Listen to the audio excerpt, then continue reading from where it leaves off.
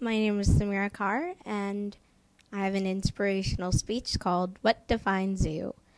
I won first place at the speech event, and I wrote this speech because I think everyone needs to love themselves. Sometimes loving yourself is a hard thing to do. There's always something that you don't like about yourself. Your nose, face, body, or just you in general. Sometimes it's hard to take a compliment because you don't think it's true. Sometimes you think loving yourself is impossible. Insecurity has been a problem for people all around the world. People think that being perfect will make us unstoppable. But really, it doesn't. It's not impossible for you to love yourself. It's impossible to be perfect. Usually, people judge people from the outside and not from the inside. This causes people to think that the outside of her body is more important than the inside, when it's the opposite. The inside of her body is what defines you. Maybe you don't have a body of a model, and maybe your face isn't blemish-free. None of that matters. Once you're out of high school, it probably won't matter what you look like.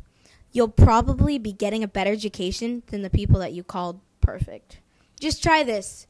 Write down all the things you don't like about yourself. Will any of those affect you from not going to your dream college? Can you still get a successful job without any of those on your list?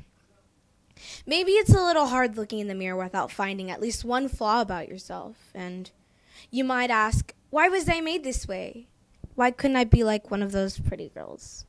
One of my favorite authors, Shane Koiskan, made a quote from his motivational poem to this day. And if you can't see anything beautiful about yourself, get a better mirror. Look a little closer, stare a little longer. He's trying to tell you that everyone is beautiful.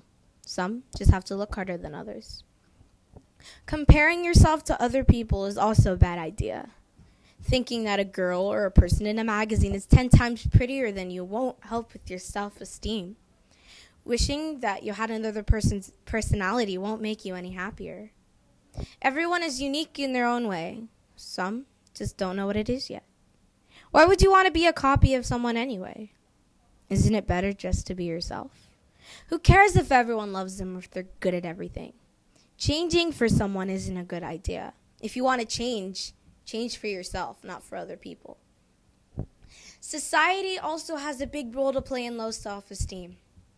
Just looking at magazines makes you feel bad about yourself. It changes people's point of view, and people start to think that if you look like a celebrity or a model, you'd be the most liked person in the world. But if you don't, you're an outcast.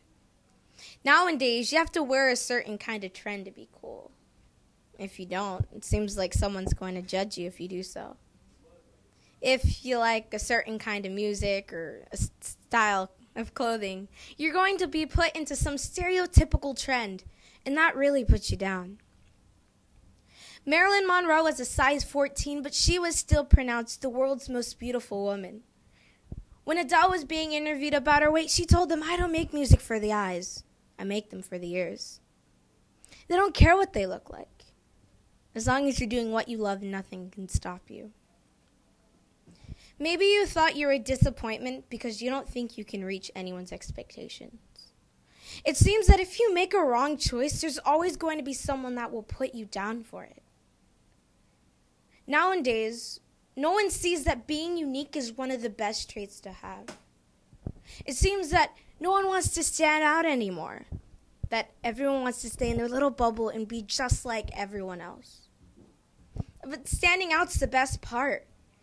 It feels good to say what you want to say and just the way you want to dress and like the things you want to like without having a care in the world what anybody thinks.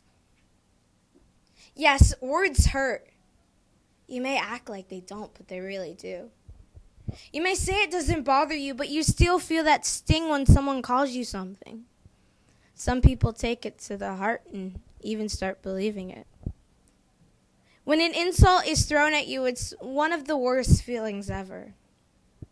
It feels like the word is glued to the back of your head and it just follows you everywhere you go. It might even feel like it's stuck on repeat. But when you're calling yourself those hateful words, it's a whole different story. Every time you look yourself in the mirror, it doesn't do you any good. This world would be better off, mirrors, if it was possible. Your uniqueness is your strength. Remember that. Don't mold yourself to others or to what others think. You're an individual. It doesn't matter what you say or do. As long as you're doing what you love, nothing and no one can sink you down. It's hard to overcome the steps of thinking you're beautiful, but if you block out all the negative comments and all the negative moments, you're going down the right path. Miranda Kerr said, "A rose can never be a sunflower, and a sunflower can never be a rose. All flowers are beautiful in their own way, and that's just like people too. So tell me, what defines you?" Thank you.